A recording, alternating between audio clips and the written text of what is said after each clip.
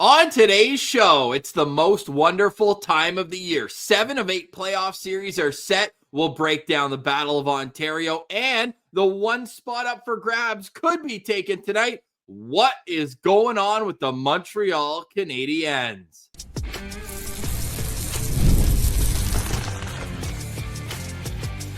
You're Locked On NHL, your daily podcast on the National Hockey League. Part of the Locked On Podcast Network, your team every day. Welcome inside this Wednesday, April 16th edition of the Locked On NHL podcast. I'm Ross Levitan from Locked On Ottawa Senators. With me as always, and this time it has a little different meaning. It's a Battle of Ontario edition with Mike DiStefano from Locked On Maple Leafs. And Mikey and I told each other last night, let's not even talk. Let's save it all for the show. So in the next segment, we will get in to the Battle of Ontario. The first time since 2004, the Sens and Leafs will play in a best of 7. But to start it off, last night was an unbelievably exciting one in the National Hockey League, from Minnesota clinching a playoff spot late in the third period. Let's start with that because Satu Pal was fired up. What'd you see there? And I mean, people are going to be talking for years about the Joel Eriksson-Ek return. He has been red hot since coming back from his injury.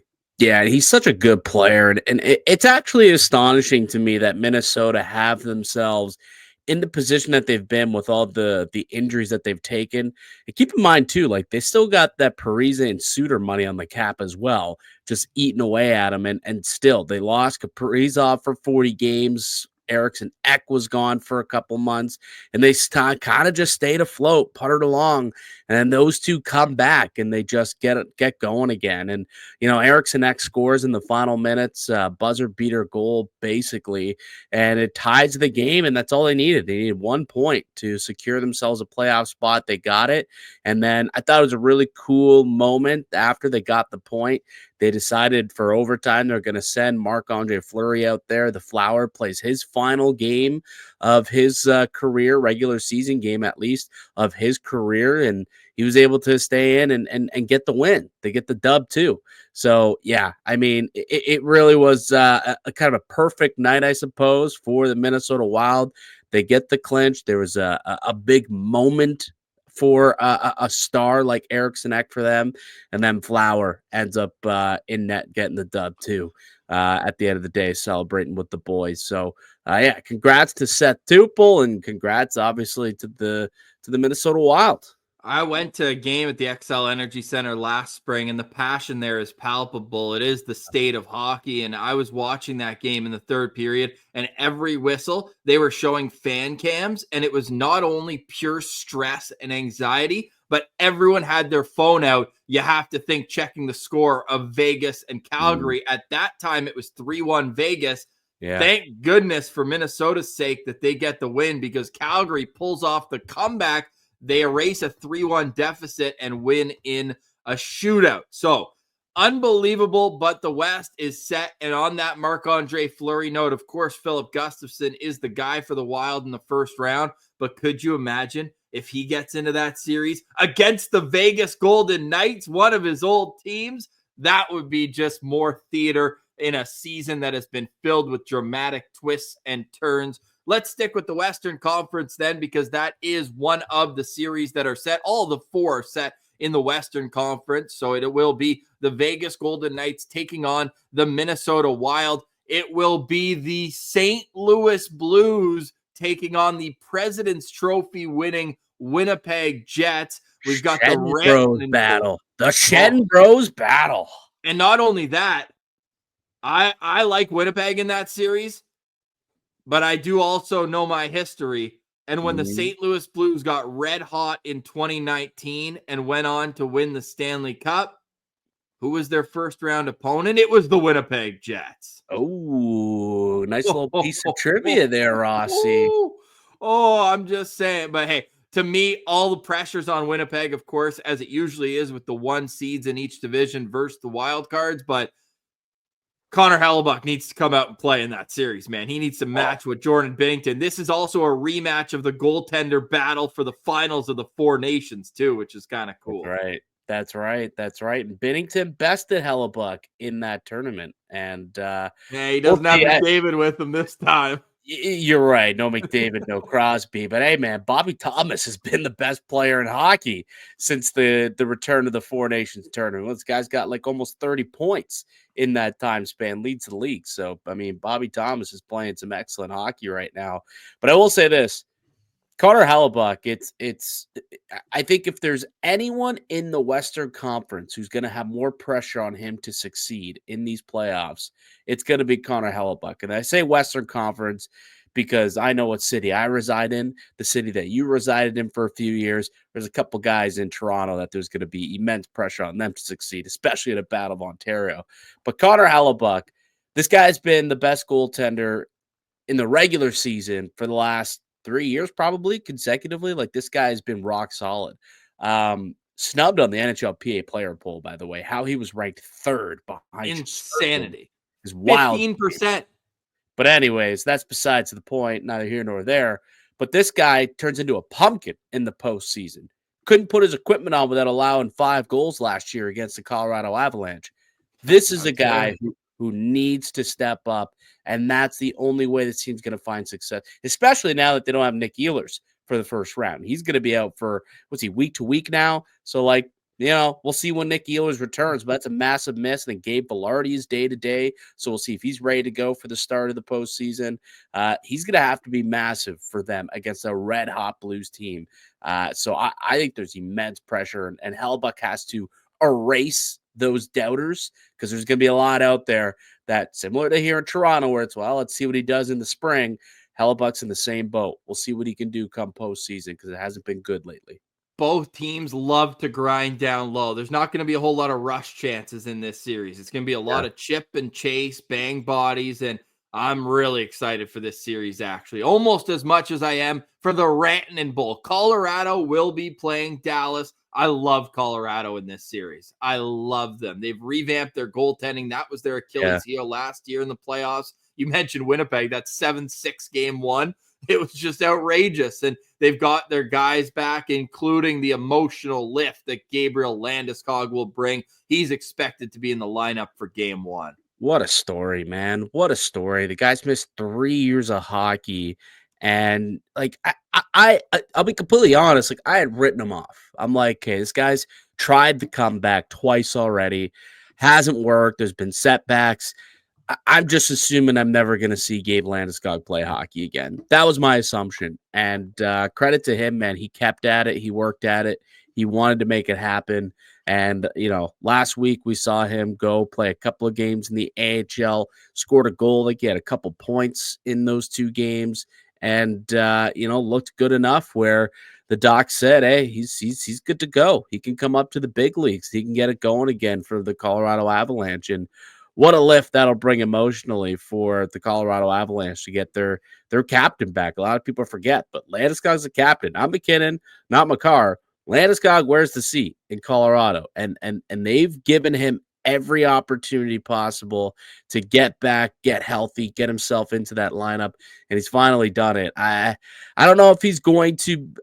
I can almost guarantee he won't be the player he was when they went on that Stanley Cup run.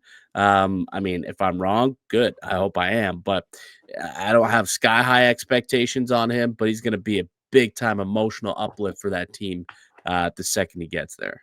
He certainly will. 2 points in 3 games with the Colorado Eagles during a conditioning stint. And talk about an all-time National League move. How about going no bucket in warm-up in the AHL, which is a rule against? He said, no, I'm from up above. I will do what I please. Could you imagine, though, being is Joe Sacco the G? That's the GM out there. He's still a GM in Colorado. Right? Joe Sakic is the president of hockey operations. It's McFarland, Chris McFarland. McFarland. Yeah, Chris McFarland. Could you imagine, when you traded Mikko Rantanen earlier in the season to Carolina, you're like, we'll trade him. We're going to make this deal. We're going to get him out of the Western Conference, though, because we don't have to deal with this guy in the postseason. Obviously, he's a top 10, 15 talent in the league. Let's get rid of him. If we have to play him, it won't be until the Stanley Cup final, and in which case we're happy because we're in the Cup final. No, couple weeks later, he gets dealt to Dallas, a divisional rival, and now you've got to play Mikko Rantanen, who will be very motivated to down his team that just cast him aside. That's gotta. I bet you if you got Chris McFarland in a room, he would be absolutely flabbergasted that that's how it all played out. Reminds me, obviously not to the same extent because they didn't meet in playoffs, but where Ottawa traded Mike Hoffman to San Jose because they wanted him out of the Eastern Conference, and they traded back for players, and then they flipped him to Florida for picks 10 minutes later. A better return. Yeah. Got a better Wait, return. Mikkel Bodker's not a better return? Come on. You got Julius Bergman in that trade. Come on. The other matchup in the Western Conference for the fourth year in a row, it will be the Edmonton Oilers and LA Kings. Some hatred brewing after not only the previous playoff series, but last week, Darnell Nurse getting a 1-game suspension for cross-checking Quentin Byfield in the head. Funny from a guy who earlier this season got hit and said there's a lot of areas to hit. You don't have to hit someone in the head. That was Darnell Nurse's words after Ryan Reeve knocked him into next week. So, how the tables turn. Speaking of 4 matchups, how about back in the day? It was 4 battles of Ontario in 5 years, and now it's been 21 years since. And Mikey, if game 1 is on Sunday, it will be 21 years to the day of game 7 in 2004. Battle of Ontario preview is next. You're listening to Locked On NHL, your team every day. Today's episode is brought to you by Monarch Money. Ever check your bank account and wonder, where did all my money go? Between dining out, online shopping, and entertainment, it's easy to lose track. That's where Monarch Money comes in, your personal CFO, giving you full visibility and control over your finances. Monarch Money isn't just a budgeting app, it's a complete financial command center. You can track all your accounts, investments, and spending in one place. So stop managing your money and start building your wealth. Instead of juggling multiple apps, you can use Monarch to check your finances, track your spending, and even plan long-term goals. Take control of your finances with Monarch Money. Use code LOCKEDONNHL at monarchmoney.com for 50% off your first year. That's monarchmoney.com. Code LOCKEDONNHL for half off your first year. All right, it's what we've all been waiting for here on Locked On NHL. Thank you to all our everydayers making us your first listen each and every day on the Locked On Podcast Network. For more, check out all of our local experts on the biggest stories, and I'm not even going to hide it. The biggest story in Canada over the next 2 weeks. Forget the federal election. It's the Battle of Ontario. Mikey, I tweeted this out at Send Central, and I want you to confirm or deny. Ottawa is Toronto's preferred opponent, and Toronto is Ottawa's preferred opponent. Do you buy that? Yeah, no, I'd agree with that. I'll confirm that. I think, and I could understand from an Ottawa perspective. They've seemed to have Toronto's number this year. They're 3-0 against the Leafs, and they play a physical brand of hockey that sometimes Toronto struggles with. I understand all that, but at the same time, if you're the Maple Leafs, I think avoiding both of those Florida teams is something that you wanted to do, and that's mission accomplished. I mean, Tampa, one of the hottest teams in the league. They've got the goaltender who's back to being the boogeyman. Florida has always given Toronto fits, and they're going to be healthy to start the playoffs. So you kind of want to avoid them as much as possible. So that leaves the Ottawa Senators, who have never been to the postseason, never been to the playoffs. So, you got a team that doesn't really have that experience, and maybe that comes back to bite them at some point, and Toronto can draw on the experience that they have now with their 9th consecutive season into the dance. So I think totally, and it's not a slight on Ottawa. It's not that I think Toronto should take Ottawa, shouldn't take them seriously. I think it's going to be a hard-fought battle of Ontario. But I think avoiding those two Florida teams was the preferred route for Toronto. Yeah, both teams. I feel that for me, it was as easy as, and I know Anthony Stolarz is playing out of his mind right now. Joseph Woll's got great playoff numbers, but if you're Ottawa, you're looking in goal, you're going, am I going to take my chances against Stolarz or Vasilevsky or Bobrovsky? And I think the choice is clear there. It helps. They're 6-1 in the last 7 games, the last 2 years in the Battle of Ontario. A lot of talk in Ottawa is how do we keep Leaf fans out of the building? 1 second, though. 1 second. 6-1. right? Over the last 2 seasons. Yep. What seasons are those? This season and last. What Oh, seasons are those? regular The season. regular seasons. And last I checked, Ross, I've always been told that regular season means squat. You got to do it in the playoffs. Well, have the Leafs, because you just mentioned it, it's the Leafs' 9th straight time in the Stanley Cup playoffs. Ottawa, it's Ottawa's first time in 8 years. And in those 9 years, Ottawa has more playoff series wins than Toronto. Oh, I know. Ottawa has more playoff series wins in that one run to the conference final than the Leafs have in the Cap era. I'm well aware of the stat, brother. So we're going to do a crossover later this week so people can check out Locked On Senators, Locked On Maple Leafs, or a deep dive. Brandon Pillar, Dave Morassutti, our co-hosts, will be on that one. But what to you is this series going to be won or lost on? I mean, realistically, I think it's going to be won or lost on if Toronto Stars show up. Like that's always what it comes down to for the Maple Leafs. When their stars play at an elite level, like we saw them play a couple of years ago against the Tampa Bay Lightning, they kind of took over and got it going for the Buds. They won that series. They beat the Lightning. You had Matthews, go out there and score a bunch of goals in that series. Marner was dancing. Morgan Riley played arguably the best hockey of his career in that series against the Tampa Bay Lightning, and the captain ended it. John Tavares in overtime. So I think it's the Stars, man. Like if they can do that, like no offense to Ottawa, but like they don't have that star power, right? Like Claude Giroux, good player. Brady Tkachuk, good player. Timmy Stu, good player. But I don't think you can go out there and say that they're Matthews and Marner and Nylander. So if they can, if Toronto's best players can be better than Ottawa's best players, and they should be, I think that Toronto should be able to handle the Ottawa Senators and get the job done. That's what it's going to come down to. The best players on Toronto overmatching and playing up to their potential that they've always been able to do, rarely have done. That's going to be the difference in this series.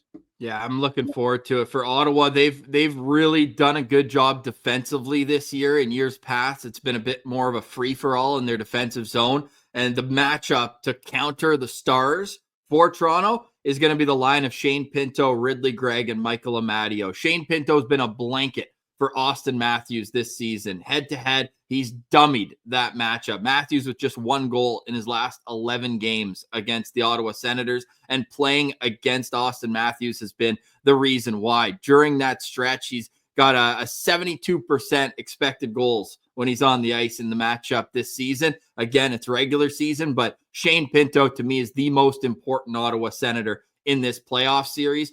No doubt the Leafs have the edge in terms of top-end talent up front, but I would argue the Senators have the best defenseman in this series in Jake Sanderson, and he's going to be playing 28 minutes a night. He got a rest night against Chicago last night. He's going to be my other X factor, and he comes to play against the Toronto Maple Leafs. You saw him get, I think it was the game-tying or game-winning goal in that 4-2 win in the last time they met head-to-head, and it feels like every time he plays the Leafs, he comes up big. So my 2 key players to watch in this series, and it's 5 points in 10 games against the Leafs, plus 8, though, for Jake Sanderson in 10 games, are going to be the Nodak Sens. It's got to be Shane Pinto, Jake Sanderson leading the way. And the big question, too, and you know this from playing him head-to-head, Linus Ullmark's been a great regular season goalie. He has struggled in the past in the playoffs. My hope, as a Senators fan, is that being the guy is going to give him the confidence, because he's not looking over his shoulder at the bench like he was with Jeremy Swayman. Hey, are they going to make a change here?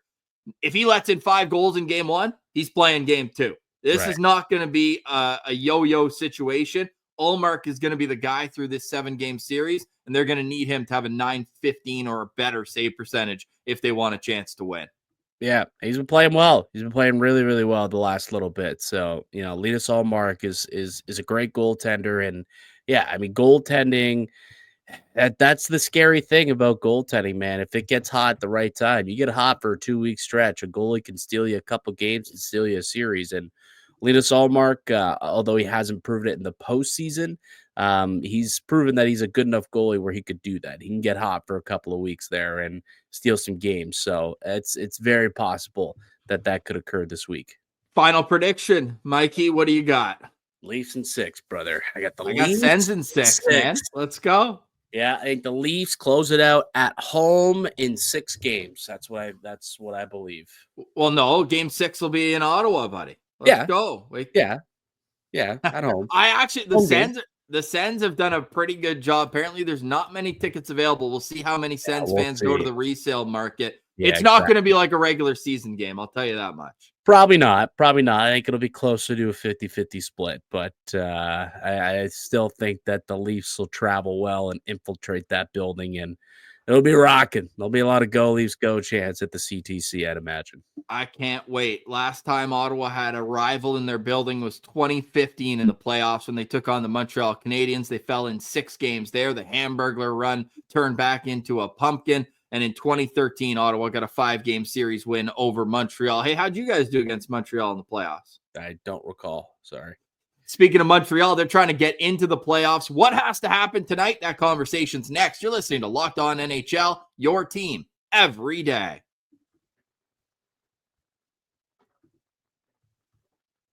The NHL playoffs are almost here, and FanDuel is giving new customers an incredible way to get in on the action. Right now, when you join FanDuel and place your first $5 bet, you get $250 in bonus bets if your bet wins.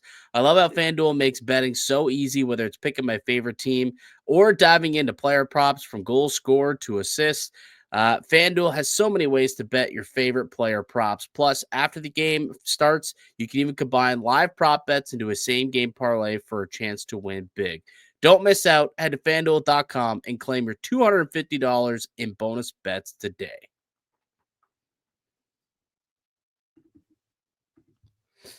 Welcome back, Locked On NHL, your team every day. Thanks to the everydayers who make us your first listen on the Locked On Podcast Network. You can check out our newsletters. You can check out everything we got going on all across the Locked On Podcast Network. And speaking of the Montreal Canadiens, they had a chance to clinch a playoff spot last Friday in Ottawa. They had a chance to clinch a playoff spot in Toronto on Sunday. Could not do either of them.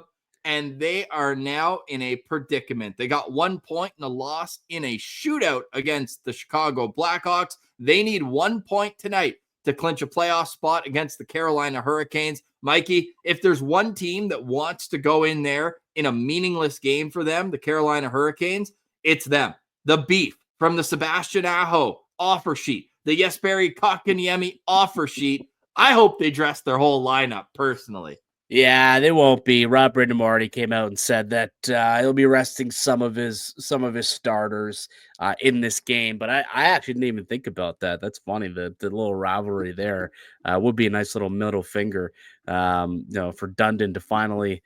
Maybe that'll be his win because he lost out on the Kotkaniemi offer sheet. But yeah, it's really something. It's so interesting too when you look at Montreal. If you would have told them 3 months ago that they would be in a playoff spot on the final night of the regular season, they probably would have signed off on that for sure. But now they're in a spot where they could potentially lose out by losing the last 4 games of the season and just completely, fall off a cliff essentially, and Columbus could sneak in. And all of a sudden it goes from such a positive story in Montreal that they were in the fight to the very end to, holy crap, how did this team fall out of a playoff spot? They had it very much locked in and somehow squandered it and pissed it away. It'll be the papers will be loud if Montreal doesn't make the playoffs, which is hilarious considering coming into the season there were no expectations on this team. It's funny how much they've changed over the course of the last month. Expectations are high for Ivan Demidov, and he lived up to a goal and an assist in his debut. Maybe wants that back check back on the third period. At that point, go-ahead goal for the Chicago Blackhawks, but it's going to be a tense atmosphere in Montreal tonight because they have destiny in their hands, and Pilsy likes to point out that if the Habs don't make the playoffs, they've burned a year of Demidov's rookie contract for 2 games. Yes. So we will see what happens there. I still think they get in, but you know what we got to give stick taps to? Jet Greaves of the Columbus Blue Jackets.